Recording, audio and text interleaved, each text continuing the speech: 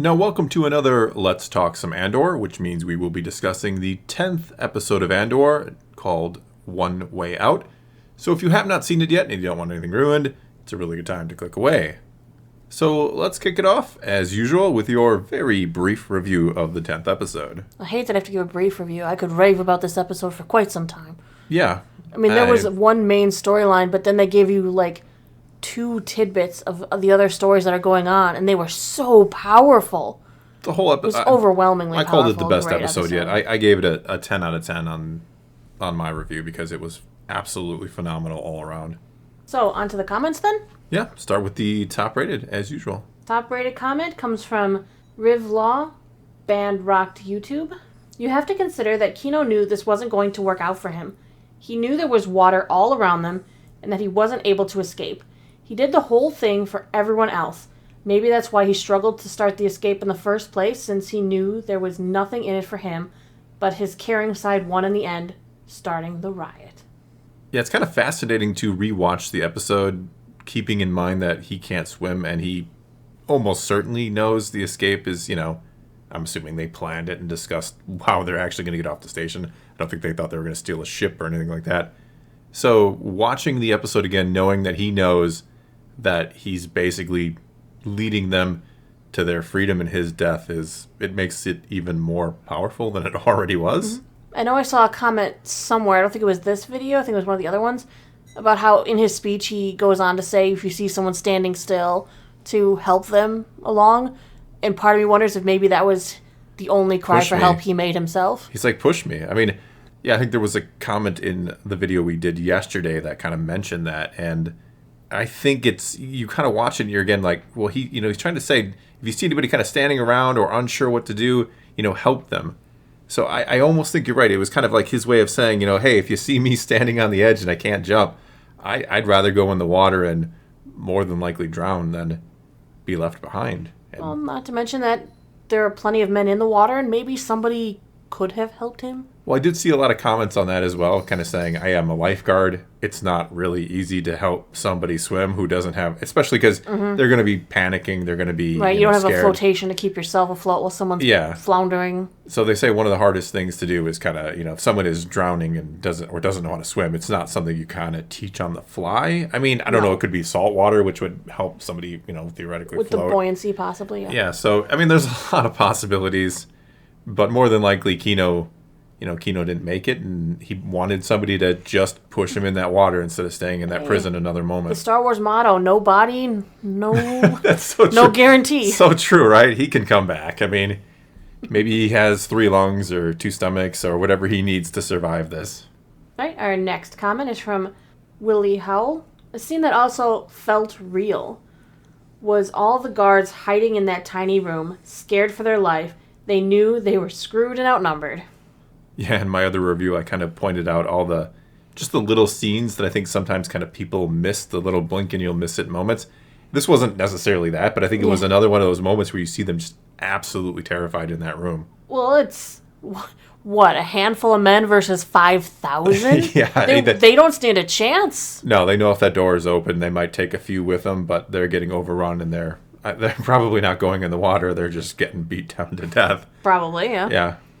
For all of the injustices that they have suffered along this path, for every time that they got shocked. Oh my There's goodness. plenty of anger amongst the prisoners, not more than just the grasping for freedom, but revenge could take a hold too. Well, yeah, these are guys who are, you're the adrenaline you must be feeling in that moment, and then you see the person or the people responsible for keeping you in here for who knows how long. Yeah, it's not going to be pretty for the Imperial Guards here. No. Next comment comes from JetBlast190. Luthen's monologue was epic, as was the entire episode. The series is so well written and crafted that each episode is more gripping than the previous one. That's the truly impressive part. You keep waiting, because, let's be honest, the first 3 episodes, I get the criticism. It was a bit on the slow side, right? I didn't mind it personally. When you weren't fully vested in these characters yet. Now we are. But the first 3 episodes were good. They're slow, but they're very good. And you just, since then it's in like, okay, this episode's better than that one. Oh, it gets even better. Oh, it gets better. And you're just like, they can't just keep getting better, can they? False. Apparently. It's the Like Luthen's speech, when, you heard this great Kino speech earlier, then Luthen said, hold my beer. This is what Tony Gilroy says every episode. You thought that one was good? Hold my beer. Oh, you think that was the best episode? We got like 2 more to go. Like, you haven't seen nothing yet. Yeah, hold my beer. You have not seen what I have seen. Yeah, no, we have. I have not seen what anything like this before in Star Wars, which is kind of what this is the edge of your saying. seat gripping excitement. Yeah, like Luthen's speech, his monologue is perhaps the greatest minute in Star Wars in a way. It was delivered to perfection. It sent chills down your spine, and it was just so heart-wrenching. I mean, hearing people say, "Oh, I've given up, this, I've given up that," is one thing, but him saying the things he's given up are his emotions, his feelings, his soul. Yeah, he's sacrificing. It kind of contrasts. I kind of pointed this out in the video yesterday. Like, Kino is giving up his life, but Luthen is giving up his soul. Absolutely, yeah. Yeah, he can't enjoy the victory he's trying to bring about because he's become something worse than the villains he's trying to stop. Using the tools of his enemy. Yeah, he's using oppression. I mean, he's using the oppression to make the galaxy worse so that the people will rise up. He's doing to the people what, he's forcing the Empire's hand to make things worse so that they have a chance to actually make things better. Yeah, it's so good. And most likely, he knows he's most likely not even going to survive to see that galaxy. Yeah, he knows that. He knows there's a good chance that along the way, and even Tony Gilroy mentioned that as for next season, as things get bigger, his job gets harder because, he's starting out small. They've now, they've made their announcement.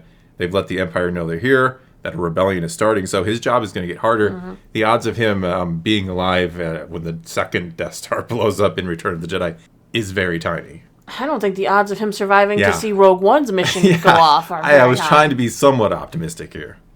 All right, next from Ominous Puppet. This is the most emotion I've ever experienced from live-action Star Wars. I seriously care about every one of these characters, even though we only just met them. Yeah, absolutely. I mean, that's what we all were just talking about. Look, Star Wars has, a lot of different, Revenge of the Sith, even A New Hope, Return of the Jedi. I mean, for me, Luke Vader at the end of Luke Anakin, let me say, end of Return of the Jedi. I don't know that there's anything that will ever top that. I've literally watched that movie 100 times. And when I say literally, I mean literally in this case, not the figuratively. And, when Jedi Fury kicks in, when Luke is, he's tapping in to the dark side essentially to stop his father from threatening his sister. I mean, it gets me every single time. And yet, this is on par with that kind of emotion, that kind of feeling. This is what Star Wars should be. Because everything feels relatable and real. Yeah. Every character in this feels fleshed out and real. Yeah. In just the smallest hints of dialogue, you get the motivations for all these characters. Watching them go through their daily lives, you get such a feeling for them. Yeah, because the life that they're living is not entirely dissimilar from things we go through in the real world here. That's what makes Star Wars good. When Star Wars is at its best, it's when it feels something we can relate to. Next comment comes from Tyler Baum. Andor not sleeping is a callback to the conversation he had with Nemec the morning of the heist. The little things like that really build up and make the show more and more brilliant by the episode. Yeah, that's one of the things that's made the show, taking it to a whole other level is the little attention to details, the little callbacks, things like this. He told Nemec that before something, before like the Alahani heist, sleeping is hard. It's the nerves and the build-up and everything. And that's the exact same thing now he went through this time. Yep. Yeah, he was wide awake before those lights came on. He didn't sleep a wink. I have a feeling most of that bunk did not sleep. I would have to imagine that very few of them slept. All right, next comment comes from Garrett. Little did we know this would become my favorite live-action Star Wars show when they first announced it. I'm happy to finally just enjoy Star Wars again without frustrations or nitpicks. The show is excellent, from the writing to the directing to the set design, actual sets, not just the volume, to the fantastic acting by everyone, etc. This is the best Disney Plus show yet. I'm a bit sad it's only going to be 2 seasons long. I know, I like that original 5-season plan. Like, imagine that. But I mean, let's just be happy for what we're getting, yeah. If 2 seasons means that they don't slack off at all on their quality and everything, then fine. Yeah, and I mean, who thought Andor was going to be, when you're hearing about Kenobi, we got Book of Boba Fett, we got The Mandalorian, which is just a cool name in itself, right? I wouldn't be surprised if we go back into our video history if there was some sort of announcement video about Andor from Celebration. We're like, yeah, who cares, Andor? I don't remember what my initial reaction was, because, I mean, I enjoyed Rogue One, so it's like, oh, it's kind of a prelude to Rogue One. Like, okay, that's cool, I guess. But do I need it? I mean, in all honesty, said. I've always had hope for Andor because, as I've said before, like, I knew they were going to have to do something special with the show, otherwise it was going to flop, right? Right, because or else, who cares? It's Andor, right? Yeah. You know, and not that he's a terrible character in Rogue One or anything like that, but you're going against, you know, the names of Kenobi and Book of Boba Fett. You had to go above and beyond, and well, they've done more than that with this series. Next comment is from Ruben Decaux. Mon Mothma's arc is full of intrigue and suspense. So many factors at play in every scene. It's pure elegance. It stands out from the otherwise gritty, helpless plot the series conjured. This series is the closest we've come to seeing EU books in live action, ridiculously good, and I feel sorry for our fellow fans with subpar attention spans who are clearly missing out on a true gem of television. Yeah, this feels like a good EU book on screen. I feel like every week more people watch this. I hope so. Like, I really, Word of really mouth hope so. is really going to work for this show. Yeah, I mean, the Mon Mothma story is a great contrast because it is more elegant, right? It's not the, you know, down in the trenches. It's the, you know, what can we do from up top, right? Well, and it comes from a character who's much more like Nemec, who's much more of an idealist. Yes, exactly. She's more like he was. Yeah, and we're seeing that with the whole Davo thing, right? She doesn't, you know, she knows what she's doing is for the greater good. Yeah, it's against the quote unquote law, right? It's against the law of the Empire, so you can say it's not exactly that should be something that should be upheld, but she doesn't want to get her hands dirty. She wants to do this as legit as possible. And as the story goes on, we're now seeing, like, even she's going to have to make some really tough choices and some tough sacrifices in the name of rebellion. Next from Chase H. I feel like there are two possibilities for Kino. Either he jumped into the water to end his own terms, or he stayed behind and gets questioned by the ISB. If it's the former, we may never know the truth, but that's how I would choose to believe he ended his story, and what a great story it was. Yeah, we kind of discussed some theories about what would happen to him in a video the other day, so I do worry about him getting picked up by the ISB. If he doesn't... Yeah, because the ISB, like, they're going to... Here's the thing. Anyone they pull out of the water is getting a one-way ticket to the ISB. Yeah, they're all going to... Anybody who survives this is going to be interrogated. I'm sure Dr. Gord will come for them. Yeah, Gorst, yes. Gorst, yes. He's coming for them. The gleeful, childlike joy of torturing people, yes. But I mean, if he does survive, if he is captured, like, he gave the speech. He told his name. He is the ringleader by all looks. Yeah, so he's going to have a really bad time because he is going to take the brunt of the Empire's fury here. I mean, not only did the other inmates hear him say he was Kino, but the guards who are still alive. Yeah, so he's going to be... And he knows Andor, so you do wonder... But not his name. No, he doesn't know his real name, but you do wonder if somehow... They're going to look at the recordings and they're going to see Kino and they're going to see his right-hand man was Andor. Right, they could easily pick him out. But like I've said, it makes it a little harder to be a spy when everyone's looking for you. Yeah. Well, yeah, exactly. It's really hard to be a spy when everybody knows you're a spy. Right, to be like, oh, that guy, he's a problem. Yeah, the best spies are the ones you wouldn't assume are spies. I'm just a tourist. All right, best Dave ever. I smiled throughout the entire prison break scene. It just feels so good to be able to love something Star Wars produced again. Kino almost had me crying when he said, I can't swim. 10 out of 10. Easy. Yeah. Like I said, the way he delivers that line, like, it's this bitter irony in his voice. Like, he's kind of like, yep, I got you this far, but I can't swim, so good luck, y'all. Mm-hmm. It's crushing. It's absolutely crushing. And it's to go along with the other part of that, like, it is so nice to just love something Star Wars and to be able to just talk about it. Talk about it with people who also love Star Wars and are enjoying this. And I mean... Yeah, which is this, hey, look, if you don't like the show, that's fine. You know, the shoe is kind of on the other foot. Like, I have been a big criticizer of the sequel trilogy, right? And I've always said, hey, if you like the sequels, that's fine. You want to talk them up and enjoy them, that's fine. So, shoes on the other foot here. Look, you don't like Andor, that's fine in my book. I really don't care.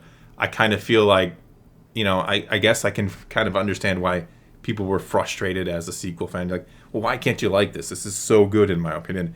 And I do feel that. Like, I really wish the people who either aren't giving it a chance or just, it's kind of boring, I really wish they were enjoying it the way I did. Or do, I should say. I think one of the things I like best is, on our Discord and just you and I together, having the conversations about what we think is happening with the show, the nuances that are in there, just delving deep into them with conversation. Yeah. It's great. It's great to be able to have this deep conversation about Star Wars. And it's not just surface level. Exactly. It's great to be able to actually discuss the Star Wars itself again. We're not like pointing out the flaws and saying, well, that's not really that bad of a flaw. No, we're looking at the story itself and like saying how great it is, seeing what we're trying to figure out where this goes next. We're just having fun with it. It's so nice. Next comment is from Ryan Dodrell. I didn't think it was possible to keep getting better with each episode, but somehow they do. My heart was pounding during the escape. I'm legit shaking and tearing up after watching this. Imagine that. Isn't that something good TV does? It invokes emotion in you? Yes, and not anger because it's bad and you wasted your time watching it. Exactly. But no, that's what I wanted out of something like this. I wanted something that made me feel. Yeah, that's what There are movies I still watch nowadays that I'll get goosebumps at certain parts. Yes, I've seen it 100 times and I know it's coming, but I get goosebumps and I still feel the things that I want, Well, that's what I was saying before about Return of the Jedi or any of the original, trilogy or some of the prequel. Well, my artistic scope goes beyond Star Wars. Well, mine does too. Like I'm just saying, but I mean, there's moments in the prequels, there's moments in the original trilogy. All these movies have. They bring about emotions. They make you feel something. That's why you watch a good story. That's why you read a good book. I mean, because you want to feel something. You want to attach yourself to these characters and go on the adventure with them and feel the loss and feel the joy of victory. And it's Andor does this in a whole different way than I think other Star Wars has, because it's deeper than anything else Star Wars has done, quite honestly. All right, next comment is from Leaf Green Sniper. I love the theme of how far one is willing to go for a cause. I think it's fascinating that there are some things that people care about so much and are willing to give up their family, humanity, and morals to meet that goal. Excellent writing all around. And at the end, the music while the two men are running on the dark tundra plain, just perfect. Well, yeah, the idea behind Star Wars, I mean, part of the idea is being selfless and giving at least part of yourself to something greater than the self, right? It's finding a reason to exist beyond just serving your own needs and wants and desires. It's one of the core themes of Star Wars. I mean, just think if everybody gave a little bit more than they took, what kind of world would we live in? That's what balance is in Star Wars. The idea that, not everybody is just out for themselves to take as much as they can. It's to give back. And if everybody's giving back a little bit, we all have enough to survive. And speaking on the music, I think the music has just been on key, on point, this entire series. Every time it comes in or makes itself absent is felt. The music has complemented the story really, really well. Like we've said, maybe listening to the soundtrack by itself may not be your ideal Sunday morning John listening. Williams, yeah, it's not John Williams, throw it on and, But the way it works within the show is perfect. Agreed, yeah. Next comment, Wheelchair Global. For me, this is Star Wars for grown-ups. No lightsabers or even the Force, although I like them too. Just acting, drama, meaningful monologues, and introspection, as you described so well. Special thanks to Stellan Skarsgård and Andy Serkis for outstanding performances. If they don't win awards for this, then I don't even know. I would put Genevieve O'Reilly on it. I can't think of her name, who plays Dedra. Like, there are like none of the actors in this that aren't like nailing it, but yes, Skarsgård and Serkis are on another level, especially in this episode. I know. I can't believe those speeches. No, they were like back to back too. You go from the one that is like delivering this message of hope to this one that's like delivering this message of like, I just gotta sacrifice. Yeah, I gotta do what I gotta do. Almost. Yeah, it is despair. I mean, they're so emotionally racking. The roller coaster of emotions during this particular episode was just fantastic. You get this desperation and then this wave of hopeless. Yeah, I get it. You when feel they fly into the water and you get that hopeful feeling. Look, they're going to escape. You see the desperation and the devastation with Mon Mothma when hearing what she might have to sacrifice. Yeah. You hear everything that Luthen has given up. Everything his humanity himself. Yeah, Yeah, he's given up everything. Just these emotional highs and lows and roller coaster just gets your head spinning, and it's fantastic. He's given up any hope of ever, trying to enjoy the freedom Life. he's trying to bring about. He's essentially, this corpse, there's nothing left of life or humanity in him, but he carries on, and he's trying to bring, a better world to others. And what I want to know is what sparked him. That What is the big caused question him right now. to decide it was worth giving all of that up? That is the huge What was question. taken from him? See, that's how you do a mystery. You don't just present the mystery in and of itself, I don't know, The Force Awakens. You make people come to the conclusion that there is a mystery in the first place to be solved, or they want to know the answer, not because you dangled a carrot in front of their face and you're now chasing it, but because you came to care about this person, and at some point along the way you're like, well, wait a minute, how did he get to this point? Well, it's crazy. What is motivating him? You go from thinking Luthen's a good guy, he's for the rebellion, to Luthen's a horrible guy. He just uses people to, oh my God, Luthen, what did you lose? What did you lose? I know that's a good character, right? Because there's this part of you like, God, he's a terrible person, right? He's terrible. He's sacrificing 50 people, and who knows what else he's done? He's willing to kill Andor because Andor knows his identity. He's doing whatever it takes, and you're like, God, he's horrible. Yet he's doing it for the right reasons. So does that make it better? And then again, what drove him to this? All right, this is our last comment, though I feel like we could talk about this show forever. I could just keep We going. could talk about this episode forever. Who are we kidding? Admiral Seabass. This show and Mandalorian are succeeding because they have compelling new characters, and they seek to seamlessly fit in and further explore the Lucas Star Wars movies. This is the way.